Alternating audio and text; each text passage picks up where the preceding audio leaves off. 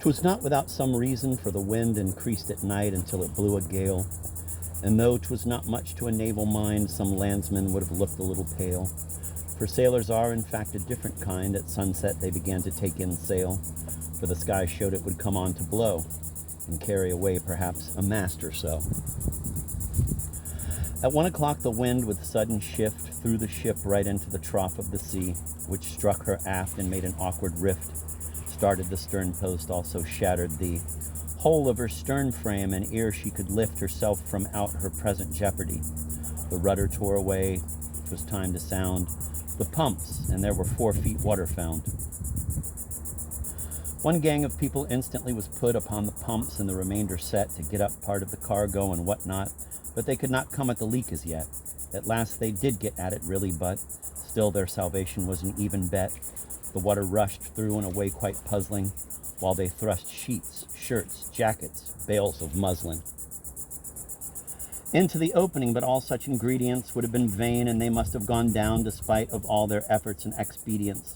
But for the pumps, I'm glad to make them known to all the brother tars who may have need hence, for 50 tons of water were upthrown by them per hour, and they had all been undone, but for the maker, Mr. Man of London.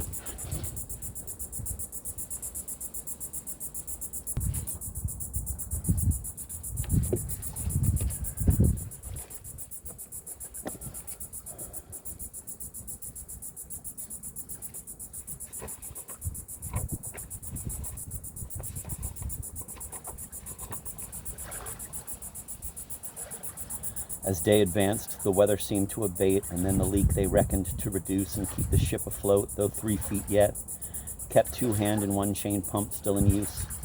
The wind blew fresh again as it grew late.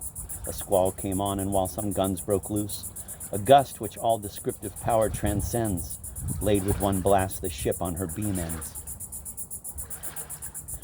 There she lay motionless and seemed upset. The water left the hold and washed the decks and made a scene men do not soon forget, for they remember battles, fires, and wrecks, or any other thing that brings regret or breaks their hopes or hearts or heads or necks. Thus drownings are much talked of by the divers and swimmers who may chance to be survivors.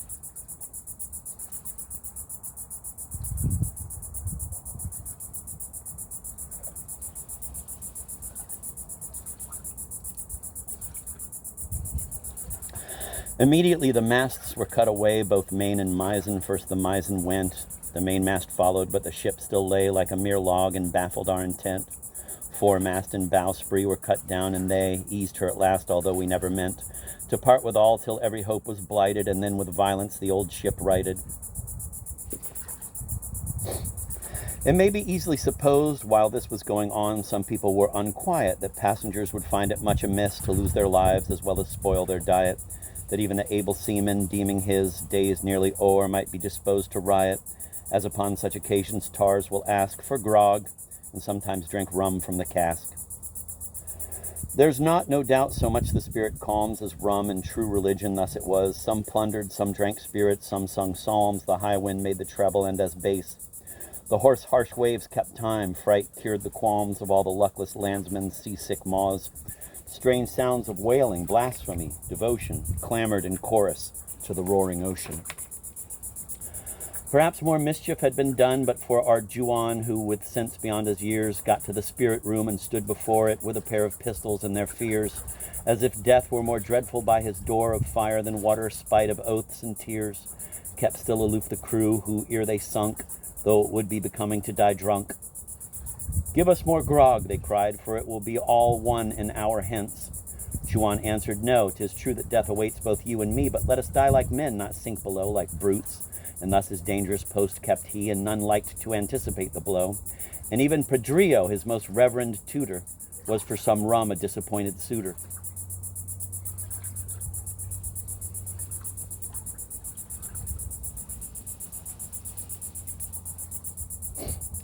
The good old gentleman was quite aghast, and made a loud and pious lamentation, repented all his sins, and made a last irrevocable vow of reformation. Nothing should tempt him more, this peril past, to quit his academic occupation in cloisters of the classic Salamanca, to follow Juan's wake like Sancho Panza.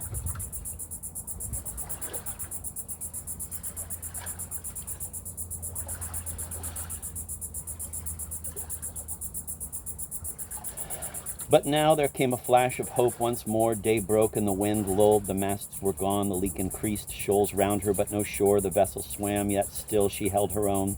They tried the pumps again, and though before their desperate efforts seemed all useless grown, a glimpse of sunshine set some hands to bail. The stronger pumped, the weaker thrummed the sail.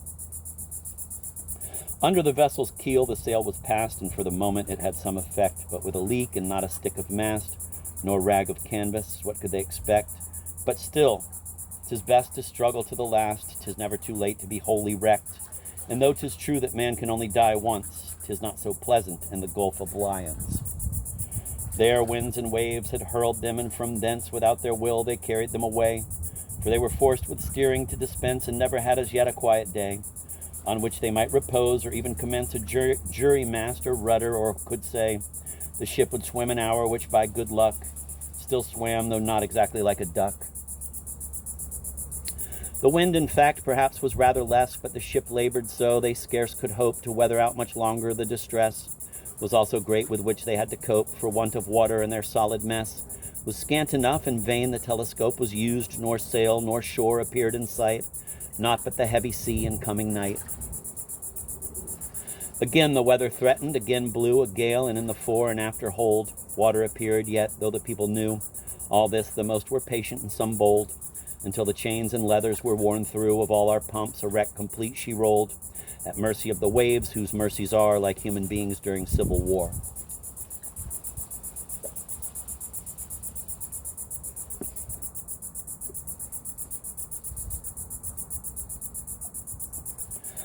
Then came in the carpenter at last, with tears in his rough eyes, and told the captain he could do no more. He was a man in years, and long had voyaged through many a stormy sea, and if he wept at length, they were not fears that made his eyelids as a woman's be, but he, poor fellow, had a wife and children, two things for dying people quite bewildering.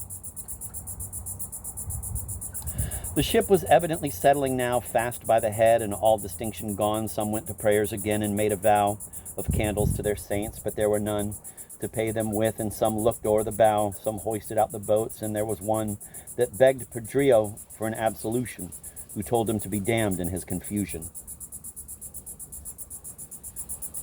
Some lashed them in their hammocks, some put on their best clothes as if going to a fair, some cursed the day on which they saw the sun, and gnashed their teeth, and howling tore their hair, and others went on as they had begun, getting the boats out, being well aware that a tight boat will live in a rough sea, unless with breakers close beneath her lee. The worst of all was that in their condition, having been several days in great distress, 'twas difficult to get out such provision as now might render their long-suffering less. Men, even when dying, dislike inanition. Their stock was damaged by the weather's distress. 2 casks of biscuit and a keg of butter were all that could be thrown into the cutter.